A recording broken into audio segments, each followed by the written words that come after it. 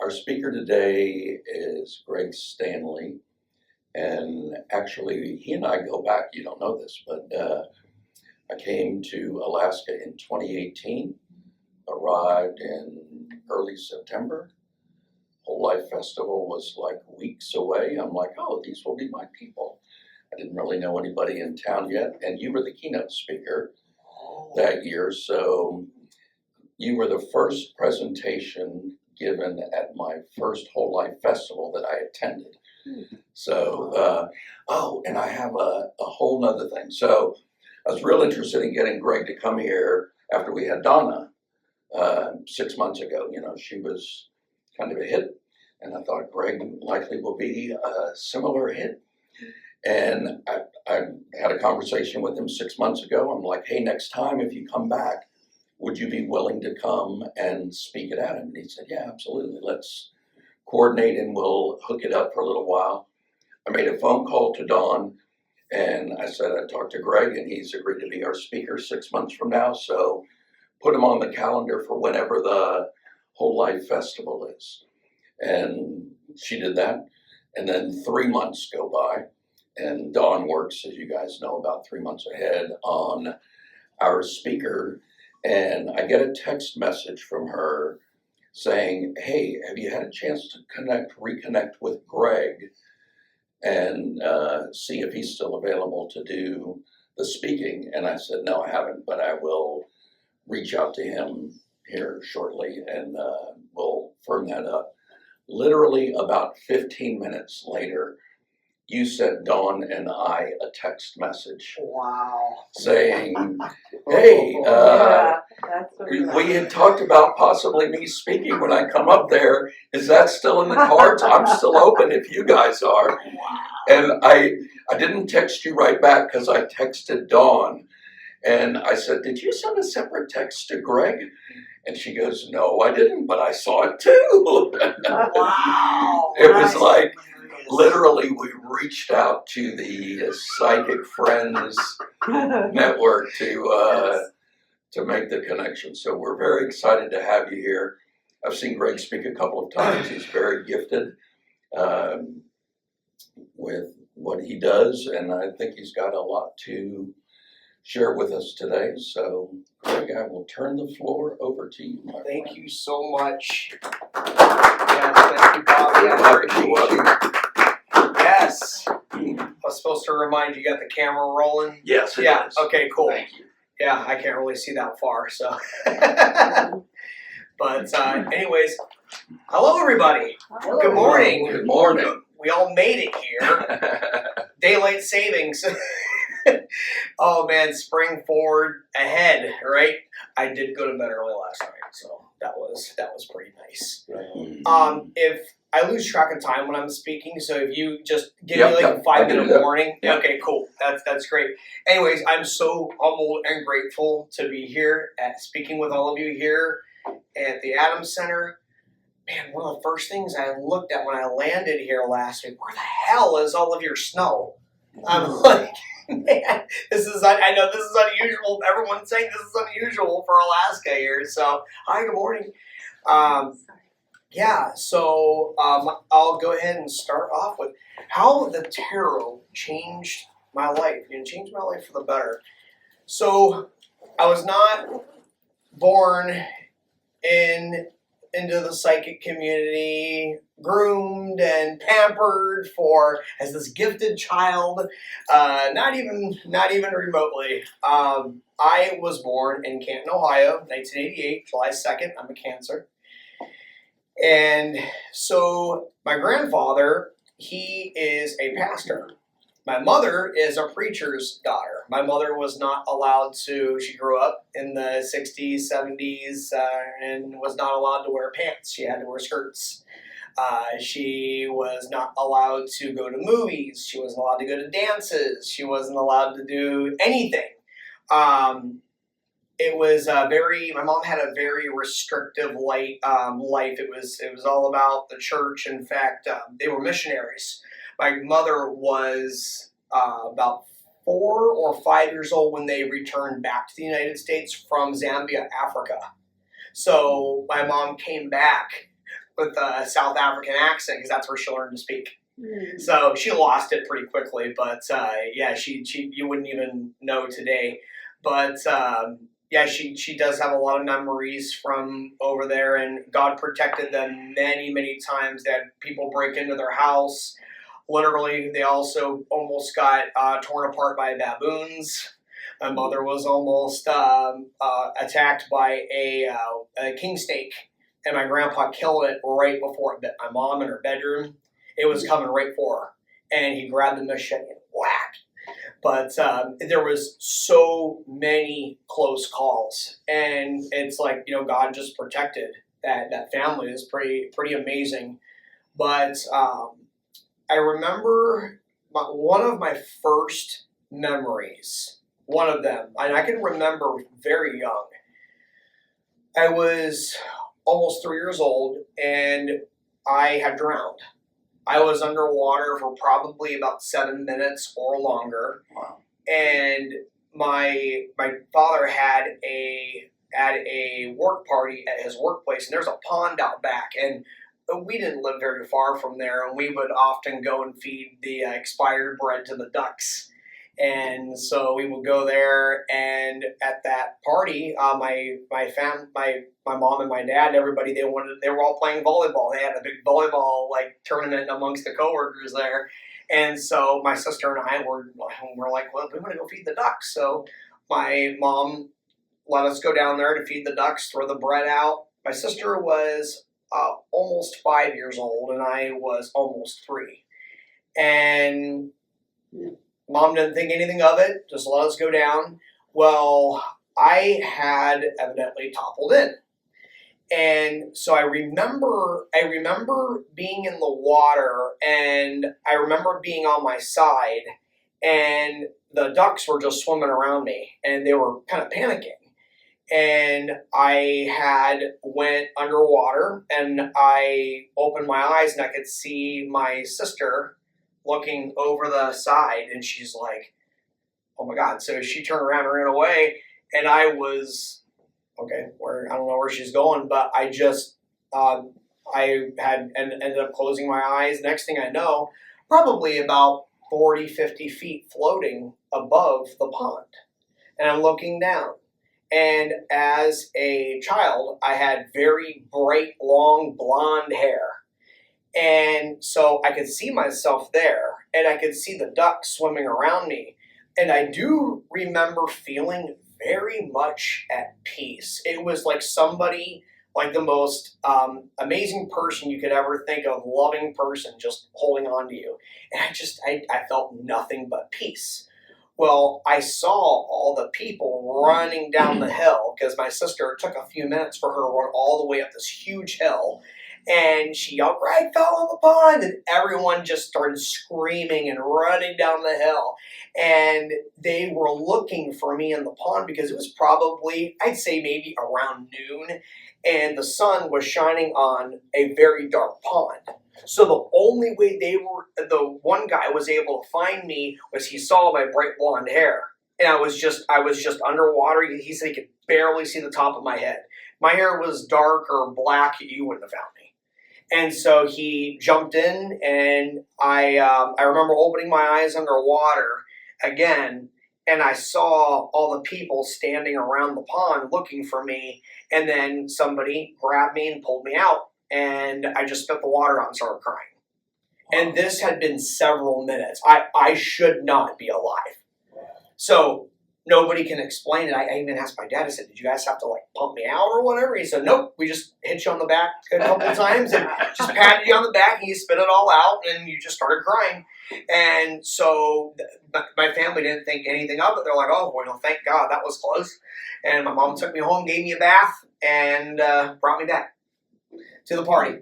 So, yeah, I didn't go near the pond then after that. So another time, man, it was maybe just a couple months later, my family went up to Lake Erie, and we were at a party, and I snuck out the sliding glass door, and I saw the pool, and I wanted to see the black dots at the bottom of the pool. And the only way for me to see it, I thought, just fall in the water and look down. So I toppled in, and I was doing the dead man's float for a couple, like maybe 30 seconds or so. Somebody noticed I was missing. It was my dad. He came. I wasn't moving, but I had only been in the water for maybe 15 to 30 seconds. So I was just holding my breath at that point. And he pulled me out. I thought they were pulling up a dead kid again. So they're like, "Oh my God, not again! What is this kid in water?" I am actually a very good swimmer. So when I was probably around that same age, 3 years old, 4 years old, I was seeing people that other people could not see. And whenever I would try to talk to my parents about it, because I didn't know if they could see it or not as a kid, I'm like, oh, people are people. And so I would be talking to somebody in my family would be, who are you talking to? There's nobody there. And I'm thinking, there's nobody there. It's like somebody being in here and saying nobody's in the room. I'm clearly seeing all of you. And my mom said she would send me outside to play, and I'd be like, I'm outside. I'm going to go play with my friends. I'm so excited. I was playing with kids. I remember they looked like they were probably early 1900s, maybe 1940s. I'm just playing with my friends out there. We lived right up the road from a graveyard. So I don't know if they were buried there and they came down. I don't know, but I'm playing with my friends. My mom, as a pastor's daughter, he can't possibly be seeing ghosts or anything. And my mom would say, Greg, there's only God, Jesus, heaven, and hell, and that's all there is. You can't see God. You can't see people that have passed on or anything like that. They're in heaven with God. And if you really are, then it's from the pit. And I'm like, well, what's the pit? It's hell. What's hell? Hell is where you go if you don't accept Jesus as your Savior and you're bad.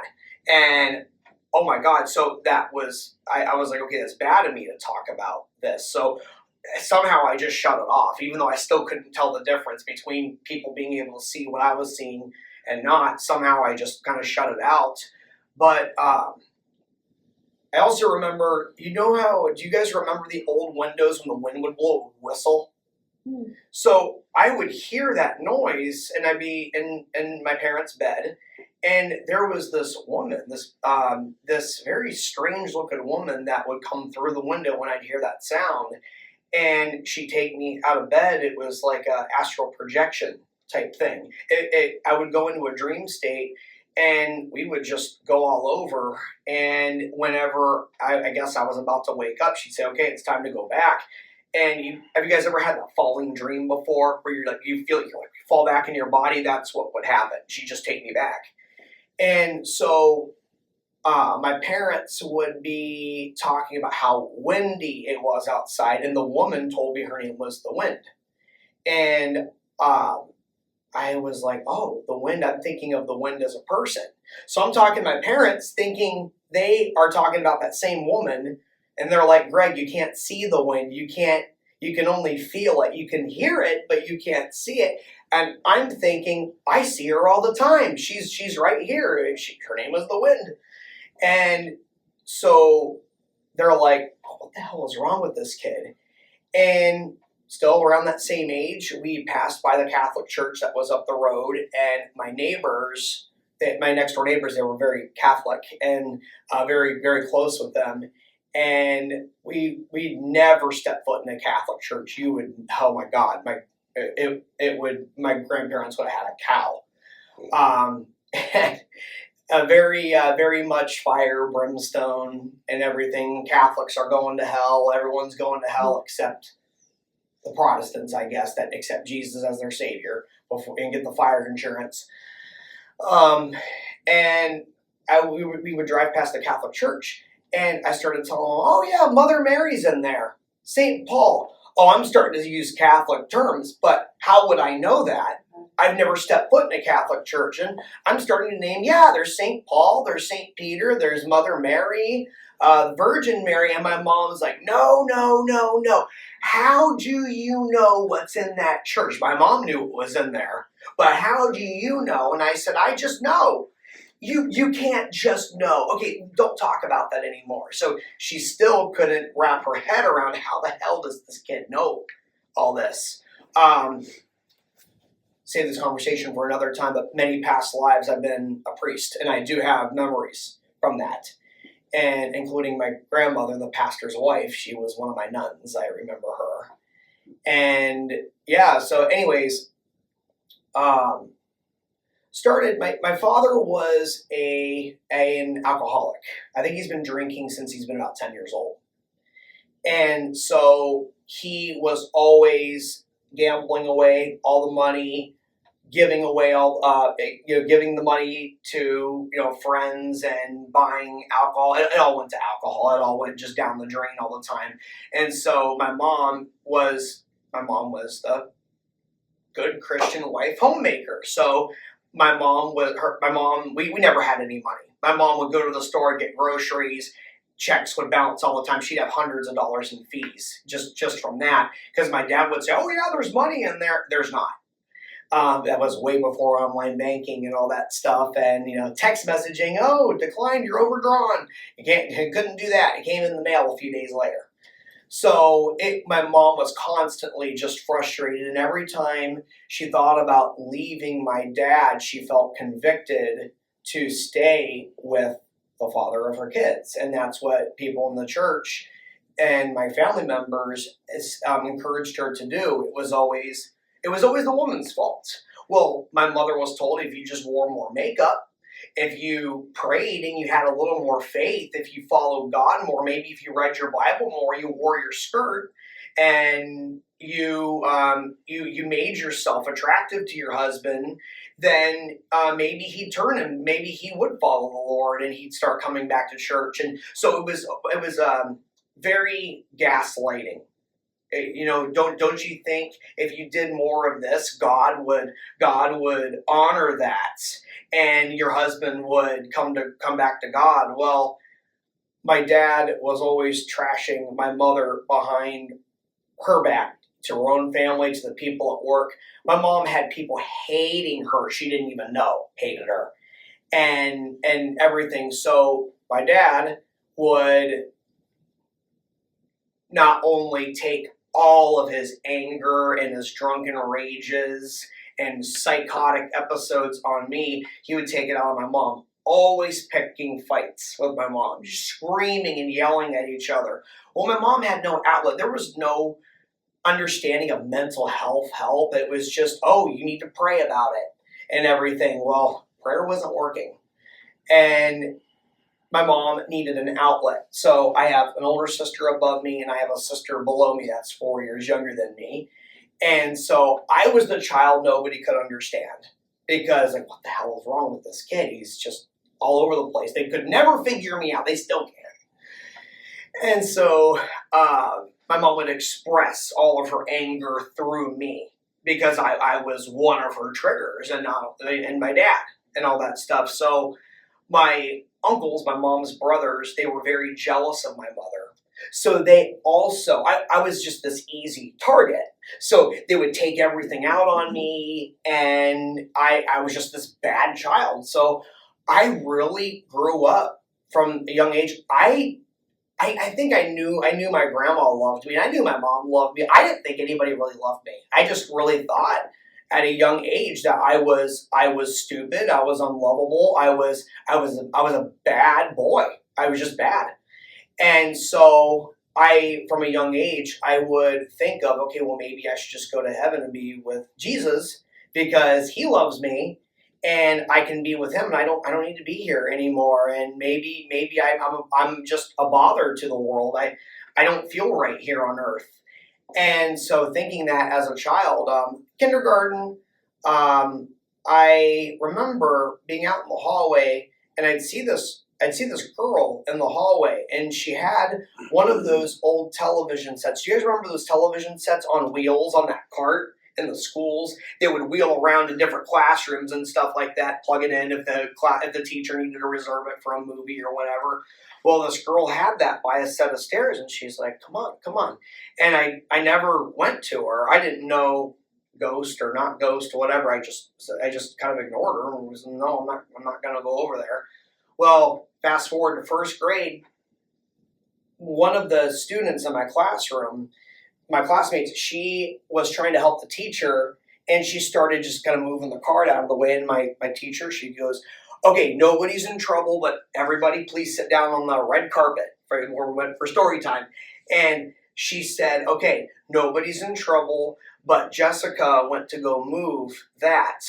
And we don't want anyone to ever touch that cart because there was a girl in the hallway several years ago that was trying to help a teacher and was moving from classroom to classroom, and she came to the 3 set of stairs outside the class, and she tried to pull the cart down the stairs. The television fell on her and killed her. So I'm raising my hand. Oh my God, Mrs. Chamberlain, I saw her. Oh no, Greg, you couldn't have possibly seen her. That was way before you were even at North End school. No, you couldn't have seen that. So the kids are laughing at me. I'm just this weirdo, and as usual. And so that same grade level, I remember being at my desk and I would see these really bright lights and I couldn't see the chalkboard.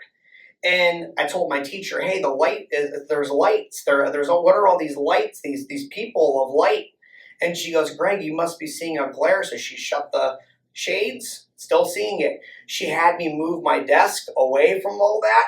I'm still seeing those lights. And she said, Greg, there's no light shining on you. What are you talking about? Well, I was seeing angels, and their light was so bright, the spots at the chalkboard where the teacher was teaching, I couldn't see. And they're just standing there in front of me, and evidently I'm the only one that could see them. And then there was also a little bit further in the school year, there was a thunderstorm, and I'm very sensitive to hearing. And so I'm covering my ears, and she goes, Greg, we've all heard thunder before, and everything's okay. And I said, no, there's a tree branch scraping on the roof. And she goes, Greg, that big tree is way on the other side of the school. You can't possibly be hearing it. And I kept my ears closed. Well, evidently, the janitor had went over to check, and there was this big tree branch that had snapped off, and it was scraping on the roof, still attached to the tree, and I could hear it. And so they couldn't figure out how I could, but I could. Well, the teacher was very concerned, telling my mother I may be schizophrenic. So my mom kind of just brushed it off. Fast forward to 4th grade. My sister, Danae, my younger sister, was then in 1st grade. And Mrs. Chamberlain reminded my mother, because I definitely had learning disabilities. I didn't even really learn to read till I was in 4th grade. And so she reminded my mom, there is this doctor, I think, that can help Greg. And my mom finally took me, and we were in the waiting room. And you know how the doctor's office, they have you fill out those surveys at mental health clinics. And one of the questions was, did you ever think about killing yourself? And I marked yes. And my mom was reading over my chart just to see what I wrote, and she saw that. And she grabbed my hand, and we walked out of the office, and she was afraid I was going to be committed. So my mom may have done me a favor, but also I never really got the mental health help I definitely had anxiety, depression, PTSD, you name it. I had everything. ADHD, hardcore. And so I got to 5th grade, and I was over at a friend's house, and had a Ouija board. And even though I knew it was taboo, it was witchcraft, we did it anyways, and that thing works. And all kinds of spirits were communicating with us, and he was not moving it, and neither was I. My younger sister, Danae, was also with me, and he was friends with my friend's sister. She was friends with my friend's sister. And we were all playing it together, and we were all accusing each other of moving the planchette. And we said, okay, if you're really here, Charlie, or whatever his name was, appear to us. And we saw in the corner, the ghost appear. And it looked like this cloud, this little cloud that started moving towards us, and it said, do you see me? And yes, we see you. Is that you? Yes. And we all freaked out and said, okay, go away, go away. And the planchette went down to goodbye, and it disappeared. So now we had all kinds of crazy shit happening in that during that time, like some really scary stuff, but we kept going, like just very insidious. But I was still fascinated because I started to kind of connect. I'm like, okay, there is that spirit world. And I started feeling some form of validation. And I didn't have any that I didn't have anywhere else. But I knew that I was communicating with the other side, whether it was a good person, good entity, bad entity. Even some of my loved ones communicated with me through it as well. And I left my friend's house. And I do believe I was demon possessed for probably about 8 months, 9 months, because every single night I would have the most demonic, hell, terrible dreams and nightmares. Ones I would sometimes know I'm dreaming and I'm in bed and I could not wake up at all. I could not wake up. And the one night I had just had enough of it.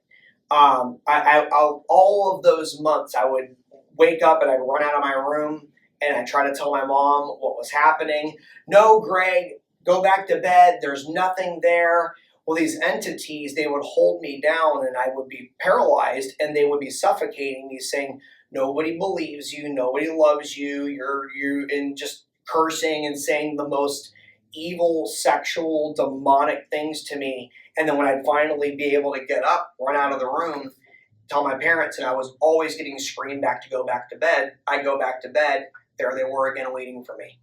So my parents told me that if anyone was ever molesting me or anything like that, they would believe me. They didn't care who it was, they would believe me.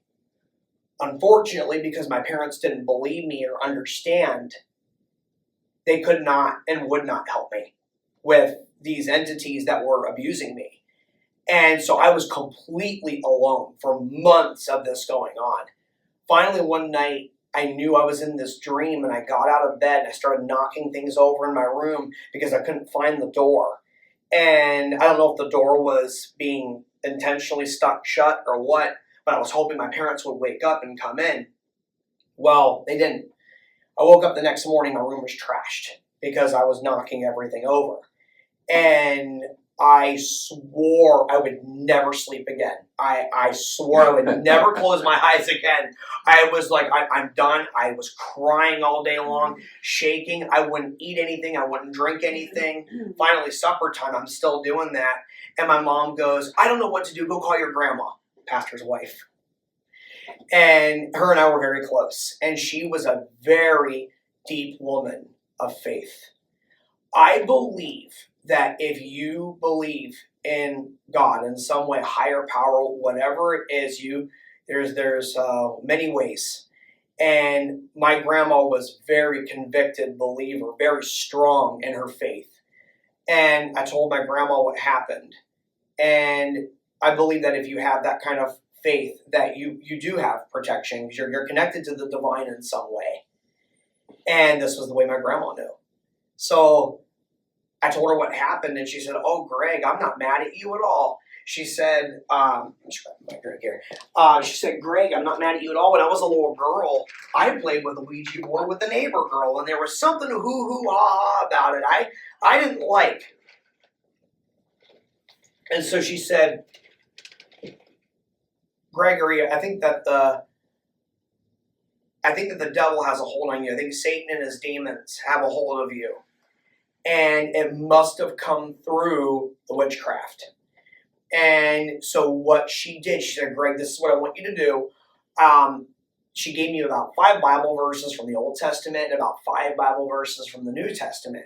And she said, and it was all verses about darkness and Satan and his fallen angels leaving, fleeing. You turn to Christ, turn to God, and the devil will flee from you. She said, Gregory, if you turn to God, and you just whenever you're having these experiences, turn to God and plead the blood of Jesus. She said, the devil will flee from you.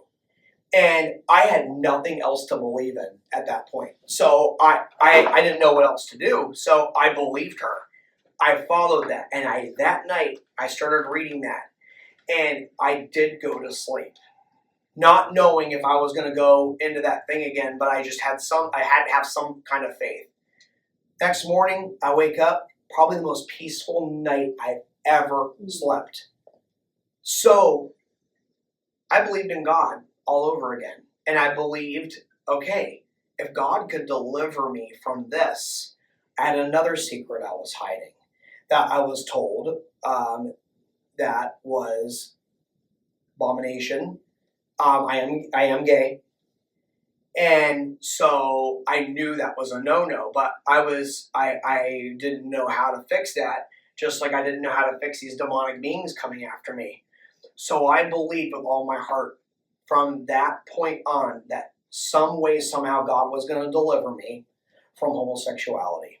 So I really did do my best to follow the Lord, read the Bible, went to church, followed what I was reading, and it wasn't perfect at all. I did some of the teenage, cussing, swearing, lying, whatever. I was definitely no angel, but I did my best to follow Christ, and especially in high school. I was so convicted. Probably my junior year of high school.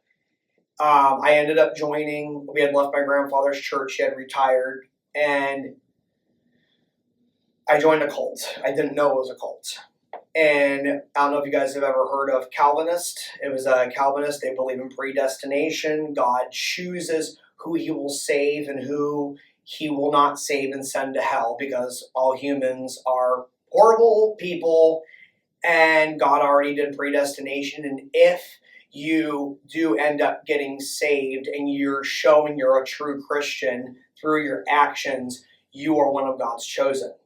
So I was so grateful that God chose to save me, and I was just as devoted as a Mormon, as a Jehovah's Witness. Those folks know the Bible, and so do Calvinists. I was going door to door. I was the guy standing on the corners talking about Christ. I was going to malls, passing out gospel tracts, talking to people, inviting people to church, and everything. And I was becoming more and more attracted to men as I got older. Obviously, hormones and exposure, the internet, all of that. But I ended up meeting a girl, and I really liked her. But I thought, okay, maybe I'm supposed to be with her. So she became my best friend, my girlfriend. 4.5 years. She ended up moving in with me the last year at my parents' house. We slept in separate beds. I swear to God, I pecked her on the lips one time at the mall just to make her happy, and I almost threw up. Just like those of you who are straight, you thought you had to somehow like the same sex, you peck them on the lips, you probably do the same thing. Because your brain is what tells you if you're gay or straight. It has nothing to do with anything. It's how you're born. But as a believer in what I was taught, that there's no room for that. It's sin. And so I believe, okay, God one day will make me attracted to this woman. I got engaged to her, everything. Finally, as I became more and more attracted to men, I told her, I think I have attraction to men I don't understand. Pretty much, bitch, you gotta go. And so she was like, okay, I'll dress like a man. I'll cut my hair. No, you don't understand. I like men, not that. That's not what I'm attracted to. I'm sorry. I love you as my friend, but no. So she went back to Idaho, and I just said, okay, maybe I just haven't met the right girl. Tried dating another girl, and nothing was changing. So finally, I started to be like, okay, I have never acted on my homosexuality, but God has not delivered me from this yet, and I didn't want to be a hypocrite. So what I did was I stepped out of the church, and I stopped teaching everything. I said, hey, I need to step back for a bit. I'm dealing with some things. I don't want to be a hypocrite teaching when I'm dealing with some sin in my life. And so I stepped down, and one of the gentlemen came to me and out of concern and wanted to know, hey, what was going on? I'm not going to tell anybody. Just tell me what's going on so I can pray for you. I told him, and he ran around the church and told everybody. Oh, my. So I was acting on my homosexuality. I started experimenting and everything.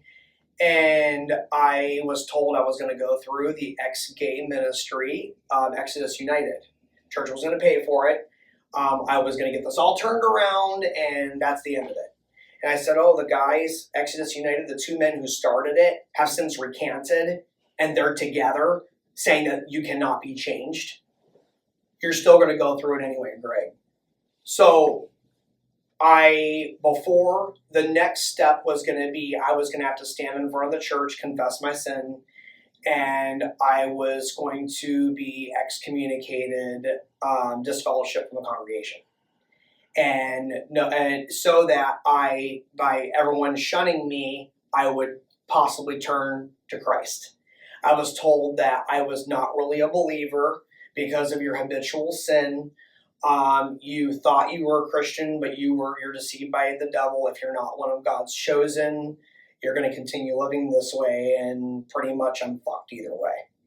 So I got to the point, I didn't believe anybody loved me. I didn't believe any of this. So what I did was I opened up the medicine cabinet, and I said, I'm going to take every single pill that's in this cabinet, and I'm just going to end it, because I remember reading in the Bible and hearing that if you're going to be in habitual sin and you're a believer, Jesus says it's better to wrap a rope around your neck and be thrown with limestone and thrown in the depths of the sea than to live my life in sin. So I said, I don't want to go to hell. Maybe this is the only thing that's going to save me. So this is what I need to do. But something told me when I had that cabinet that I was going to be okay, and I didn't understand it right now, but I'm going to be okay. I'm going to get through this, and I'm going to be okay. And I listened to it, and I shut the cabinet, and my life did not get better. It got worse. And still believing, I was in a couple of abusive relationships with men. I let men do whatever they wanted to me. Anyone who would be nice to me, I went to bed with. And I believed that because I'm this disgusting sinner, and God's punishing me, this is God's way, that I deserve all of this. And finally, I met a man that treated me very nice. And I had zero self-worth. I knew nothing. And he was at work one day, and I saw in his DVDs, The Secret. Are you guys familiar with The Secret? If you change the way you think, you can change your life. I always believed if you follow God and you were good, God would reward you. And if bad shit was happening to you, you just suck, or you're a bad person, or you are just a slave.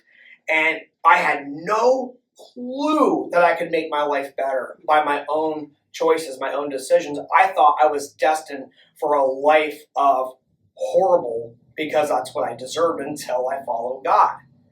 So I put it in, and it just made so much sense to me. And I started to believe, okay, I'm going to start changing the way I think and believe. And my partner broke up with me because I was still a very hot mess, emotional mess, beyond codependent. I don't blame him at all. So what I did was, I'm like, okay, I remembered The Secret, and I said, if nobody's going to love me the way I want to be loved or stay with me, I'm going to start loving myself. I don't know how to do this, but I'm going to be my own very best friend. And I'm going to figure out how to live a better life and be happy. I made that decision. And I'm going to teach people what I learned as I go. And at that time, I had really nothing. But I had that little spark of some kind of hope. And so I started to have dreams. This was about 2 years after I came out of the closet. I started having dreams about tarot cards. Tarot cards? What the hell am I dreaming about tarot cards for? And I'm seeing dreams of me standing in front of people talking and on stage. And I started to see me turning these cards over, and people it was helping them. And I'm like, I'm not the freaking Miss Cleo, the scam hotline. Call me now for your free tarot reading. Nothing was not free. And you did not talk to Miss Cleo. You talked to an impersonator. I'm like, people are going to think I'm nuts. I'm not doing that. So one of my passions, I said, I'm going to start following some of my passions. I wanted to be an actor. So I started taking some acting classes. I found the School of Barbizon, and I said, okay, I'm going to start doing some acting modeling and see where this goes. I want to end up in Hollywood. So I thought me being on stage and all that stuff, maybe I'm famous as an actor and everything. And so I really enjoyed it. And I never got any gigs, but I went through the classes, had a blast, had my photo shoot. I felt like $1 million. And I did not become an actor. I did not become a model. So I failed at everything in my life, including that. But I was like, I'm doing something, at least I failed doing something I loved. But I'm like, maybe I need to go a little further into this. Well, all of a sudden, as I'm having these dreams of the tarot cards, I said, okay, I'm just going to discover and see what happens. So I went to Borders when it was still open, Easter Sunday 2011. And I opened my first deck of tarot cards in the entire world. Just opened up to me. I remember it was this flash of just pure heaven, peace, everything. And as I'm shuffling the cards, these images, these visions are coming to me. It felt like I was being reborn. And I started looking at the pictures and seeing these visions, and I started laying out the cards and telling people what I'm seeing. And I would then look at the booklet, and I'm like, well, this says this, and they're like, oh my God, that's true. And what I was predicting was going to happen was happening. And so these people are coming back, and they're sending me their parents, their relatives. They're like, Greg, whatever you're doing, we went to psychics for years, and they're not picking up on any of the stuff that you're picking up on. I don't know. What are you doing? I don't know. I'm just doing this to help people. I had so many people coming to me that I had to start charging. And I charged at the time $20 for 30 minutes. Had people coming in from out of state. This was going viral. I accidentally became a psychic. And that door opened because I was following my passions. And my mom says, Greg, who the hell are all these strangers lining up in my kitchen?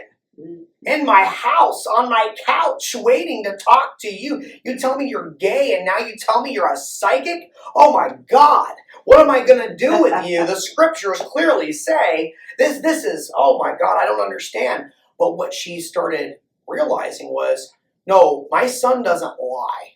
My son would not risk looking crazy. My son would not risk losing his church family, which he loved, and the Lord he served and followed. My son would not lie and give this all up, saying he's gay, saying he's psychic. So my mom started kind of questioning everything. And my mom asked for a reading. And I gave her a reading. And it was all true. And there were secrets she never told that I saw. And she believed me at that point.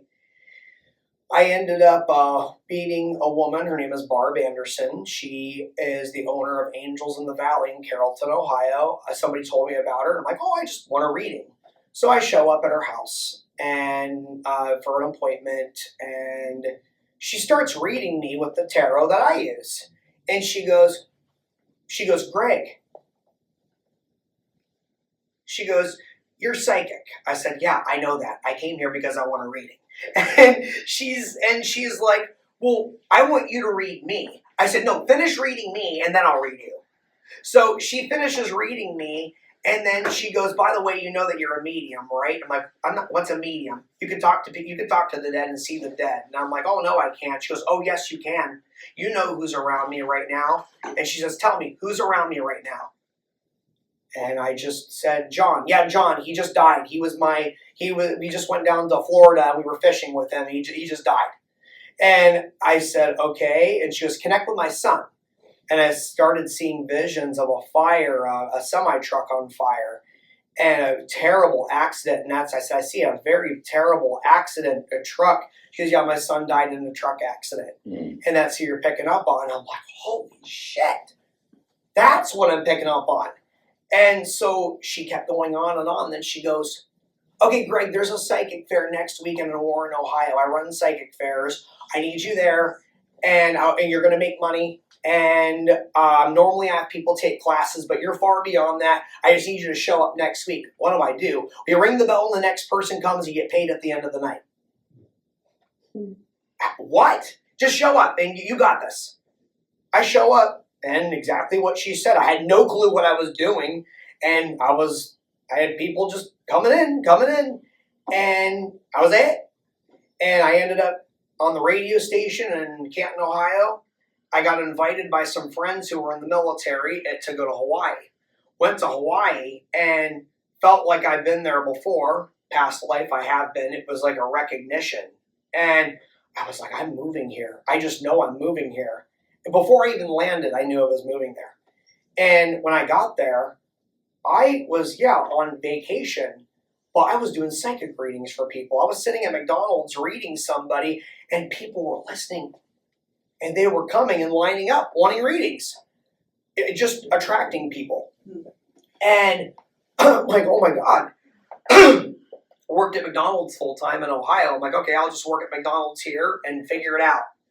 Well, 7 months later, came to Hawaii, shipped my car over from Ohio, and came there with 2 suitcases, a roller suitcase, and a book bag. And one of my clients said she'd rent me a room. Didn't realize she was insane. So that was a fun experience of living with a psychopath for almost 6 months. I had to call the cops on her and everything, but I still had not much self-esteem, so I did the whole, I wanted to be the bigger person, be kind to her and help her, but while the whole time she's draining my energy and using me and all that. But I ended up, I was like, if I can't find a place here, I'm just gonna go back to Ohio. Well, the door opened up, and I got my own little studio apartment in the middle of the ghetto, but it worked out great. And I stayed in Hawaii. And since I moved to Hawaii, I had quit McDonald's and my other jobs I was working, dropped out of school completely. I just walked out of class and ended up I moved to Hawaii, and every time I tried to go get a job, like fill out an application, my phone's blowing up for readings. Since I moved there in 2013, I had not had to work a job because I was so busy with that. One of my clients ended up connecting me with a friend that was of theirs that was a radio DJ, iHeartRadio, since 2015. The day I went on the radio to do readings, my phone just exploded. And ever since then, I've just been nonstop. And so the tarot really did change my life for the better. I failed at everything in my life. And as I failed, the doors opened for me. And as those doors opened for me, I went through them not knowing what was gonna happen.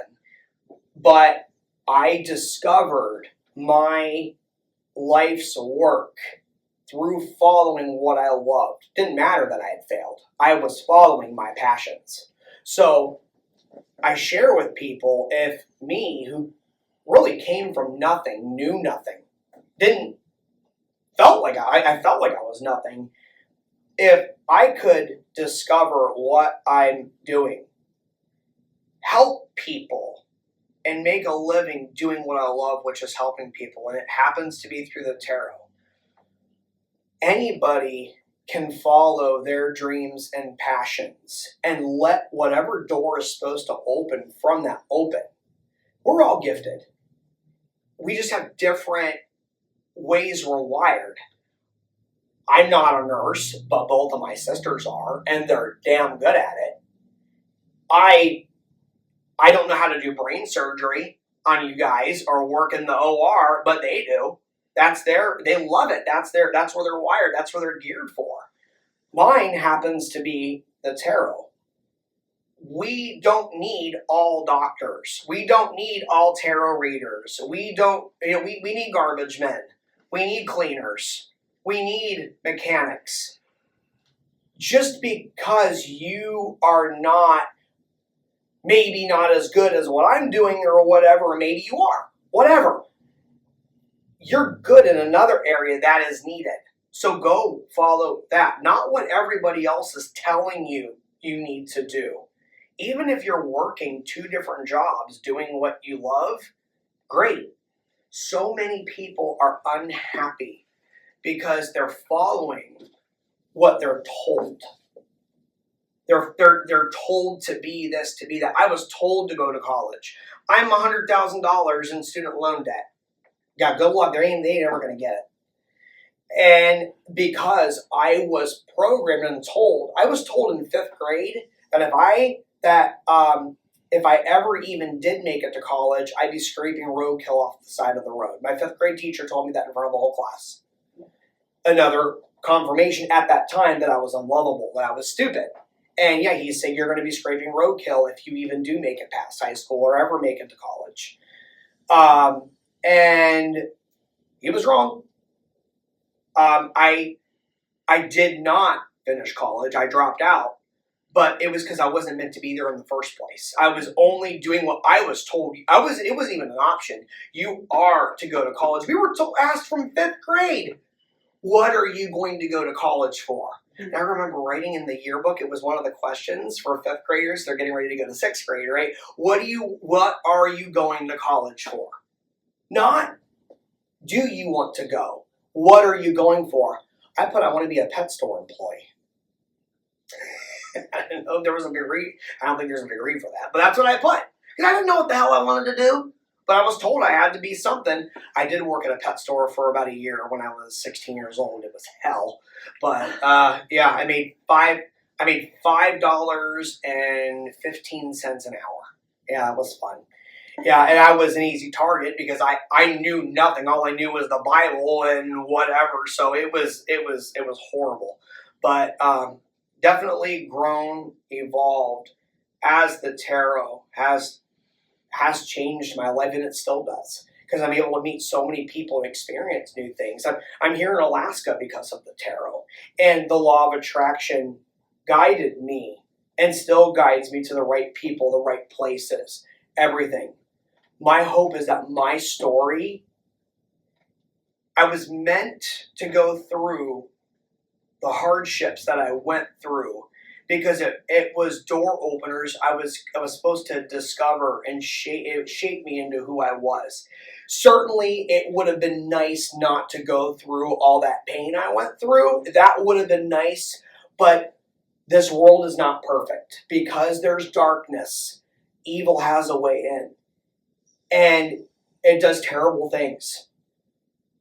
But it's not all bad. It's the good that we create, we discover, we share, we learn, we help each other. There is light, and I do believe that love is the most powerful energy that exists, past, present, future. And following what you love leads you to a life of healing. And in this imperfect world. But my mother, the one that was my biggest critic, when you call the phone number to schedule an appointment, she is the one that answers the phone. And she is the one that texts you back. Any skeptic, she'll be like, oh yeah, I believe you. I understand. That was me. You wouldn't have caught me dead talking to a psychic. Yeah, so she's the perfect one to schedule my appointments and everything, and reassure people that I'm going to tell them what I really see, not what they want to hear. But yeah, that's how the tarot changed my life for the better. Wow. Woohoo. Thank you guys for letting me share that. Yeah. You have a couple of minutes for questions. I know you got to run to get back to the whole That's life okay. I festival can soon. take questions. And my mom left my dad. I was wondering where your dad was. Yeah. Okay. She left my dad. My dad is terrified of me. I do talk to him sometimes, but it's superficial. It's very, how's the weather? How you doing? Yeah. You don't want to change. How is it to read yourself? It's not. Easy. It's a trick, isn't it? Yeah, I have to ask somebody that I know can connect with me, Mhm. the right person for me. I ask them if I have something I cannot intuitively or see for myself. You know what I mean?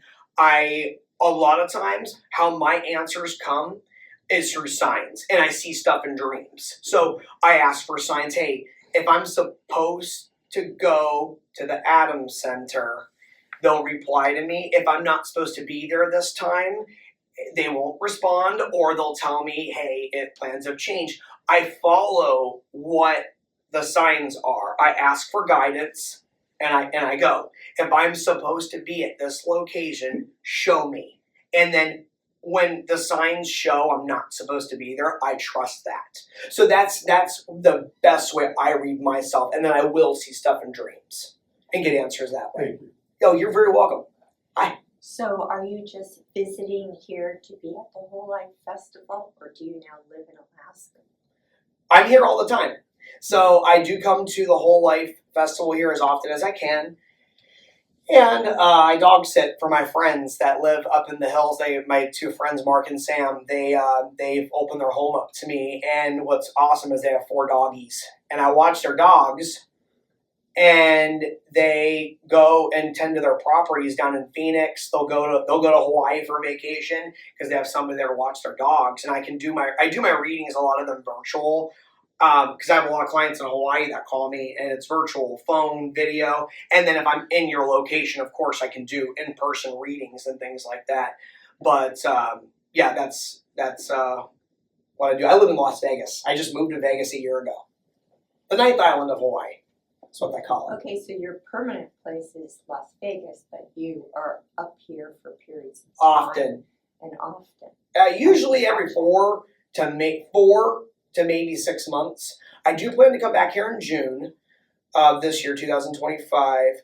And I'm in Hawaii all the time also. So my friend Mark, he is an amazing friend, and I am helping him with having a place to stay and everything. He watches my animals so that I can come to things like this and do my work. So I have attracted good people in my life as I choose to help other people. The universe has always taken care of me. When I've had money, when I haven't had money, the universe has always taken care of me, and the universe will take care of you. If you are willing to accept that the answer to prayer is no at times, and that no is for a reason. How many times in your free will have you guys ever said, oh my God, I really wanted this to happen, I needed this, and you see later why the answer was no? Or with your free will, you forced it to go the way you wanted it to go, and then you're like, oh shit, this isn't what I wanted. This is what the universe was trying to tell me. Welcome to being human. Learn from it. Yeah. Do you read animals? Yes. I thought so. Yeah. Animals often will come through from the other side. And or helping animals that are here. oh yeah. Yeah, Well, yeah, but I'm saying picking that. up what they need. Yeah, I also see them from the other side as well. I'm very connected with animals. I have enough in my 2-bedroom apartment. Mm-hmm. Believe me. 2 cats, 3 birds, 3 turtles, and some fish. I'm good. And I have 4 cats altogether. 2 of them live with my ex in California.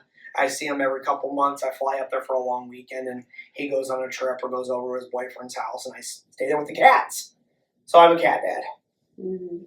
Yeah. So are you at that Whole Life Festival? That's where I'm going, at yeah. Table? Yep. And you're They doing know work? I'm going But to you be. also have like contact information that we can schedule with you. Oh, absolutely. Or something. So yeah. So if you want to book a reading with me, I can give you I think I have a couple of my business cards on me, but Google me, Psychic Greg Stanley, psychicgregstanley.com. All one word. On Instagram, Psychic Greg Stanley. TikTok, Psychic Greg Stanley. YouTube, Psychic Greg Stanley. Facebook, Greg Stanley. You can't miss me. Yeah. Look for the blue check mark. That's me. There are impersonators that pretend to be me. You can't be me, but people try. They'll reach out to you directly saying, oh, I feel something about you, and I need you to contact me for your reading, and you're paying some Joe Smith guy. It ain't me.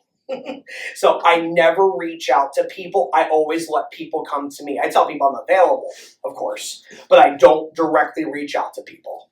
So just letting you know, but I'll answer when people respond to me. So, yeah. One more little thing, a side note to everybody else. He said born Ohio. My mother lived there for 30 years. Wow. I grew up just about 20 miles north of there. That's 28 amazing. That's amazing. Yeah. Use this for your king cobra is what it was, not a king snake. Cobra. King Cobra. Thank you. Thank you. I appreciate that. I'll remember that. King Cobra. Hey, and I saw someone raise their hand over here. Oh, you're good. Oh, okay. Sorry. I didn't want to ignore anybody. Maybe I saw something out of my peripheral vision. Maybe it was a spirit. Let's give him a big round of applause. Thank you, guys. Yeah, I do phone, video, in person. I do large gatherings. I do group readings. I do events. All of that. So I'm honored to be here. Thank you guys for inviting me. And I feel so welcome here in Alaska and here at the Adams Center. Thank you guys so much, even those of you guys who are watching. PsychicGregStanley.com. Mhm.